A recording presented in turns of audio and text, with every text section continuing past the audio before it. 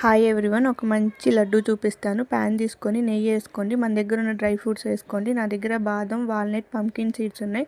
అవి dry roast చేసుకొని పక్కన తీసి పెట్టుకోండి. దాంట్లోకి ఇంకా ప్యాన్లోకి ఇంకాస్త నెయ్యి వేసుకొని మన దగ్గర ఉన్న రాగి పిండి ఎంత కావాలంటే అంత వేసుకోండి. మంచి కలర్ వచ్చి స్మెల్ చాలా బాగా వస్తుంది, అరోమా బాగుంటుందండి. పక్కనే వేరుశనగలు కూడా వేయించి పక్కన పెట్టుకోండి. ఒక గ్లాస్ ఆఫ్ వాటర్ తీసుకొని, నా దగ్గర ఆర్గానిక్ జాగర్ పౌడర్ ఉంది, ఇది వేసుకోండి.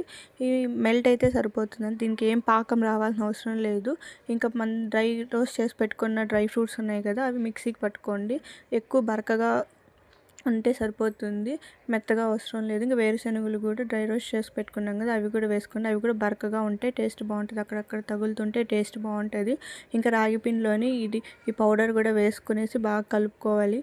ఇంకా బెల్లం నీళ్ళు తీసి పెట్టుకున్నాం కదా, అవి కూడా దీంట్లోకి వేసి కలిపి లడ్డులా చేసుకోండి. ఇంకా కావాలంటే నెయ్యి ఒక స్పూన్ వేసుకోండి, చాలా బాగుంటుంది, పిల్లలకి చాలా హెల్తీ.